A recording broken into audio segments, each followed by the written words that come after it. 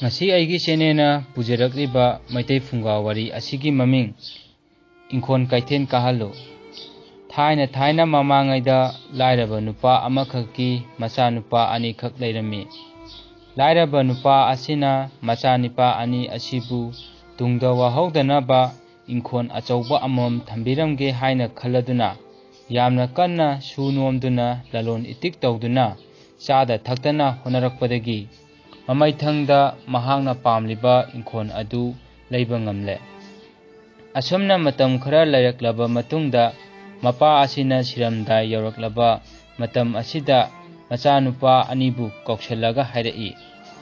Ichasa ipadi sigadawre ipana nakhoida hairamgadabadi ipana siraba matungda inkhon asi nachin nanaw chap manana tangkhai yenau aduga ngamu lukang chaba tammu Inkhon Kaithen Kahalu. Asumna hairamlaga mapa asi laikhidre. Mapana laikhidraba matungda machin manaw ani asina mapana thamlamba inkhon asi chap manana tangkhai yenthoknare. Asumna yenthoknaraba matungda mayamba asina mapana ngamu lukang chaw hairami haiduna ngamu asi leiraga masha aduna thamlaga mako adu pangsaida saiduna chare. Asumna tawba asida mahak asi yari yakhong loina tatle.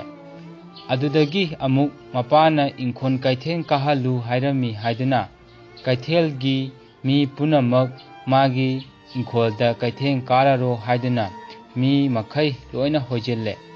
Asumna hojinduna magi inkholda mi punamakna Kaithen kaba horakle.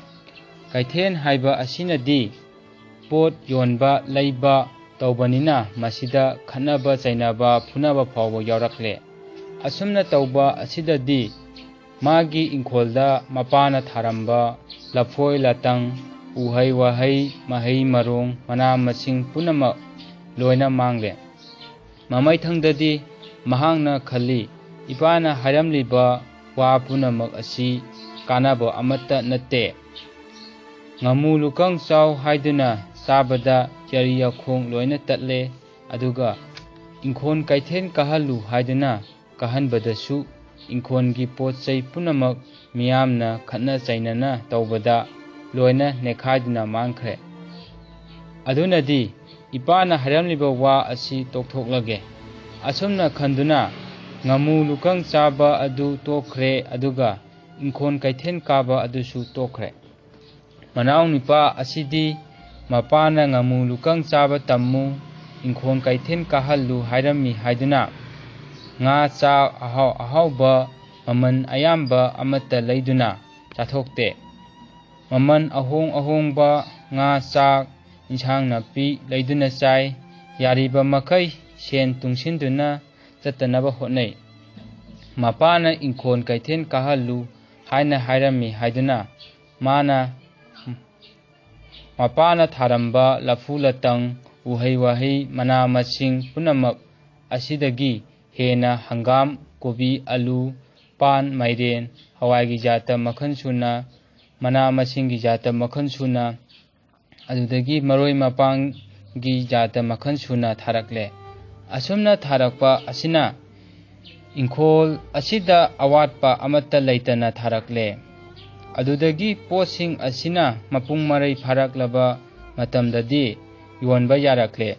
Mahaki posing asina yonba yaraklaba matamda mi punamakna magi inkholda potchai insang napi hawai sengwai punamak leiba laknare. Asumna mahakna inkhon asidagi posing asi yolakpadagi mahak sen yamna leiraktuna mayum makai fajana saduna ina khunba mi ama oirakle. Matam asita manaw nupa asina mapana hairamliba wa khudimak afaba kanaba wa ngaktani haina khanki. Asumna tawduna manaw nipadi mapana hairamba wa khudimak lawba haibadagi afaba kanaba wani haina khanki aduga mayamba asinadi mapana hairamba wa khudimak lawba haitabadagi fataba kanabdaba wani haina khanki. Asumna अफबा ओइरबसु लौबा हैत्रबदी अरेंबा तादुना तोखी।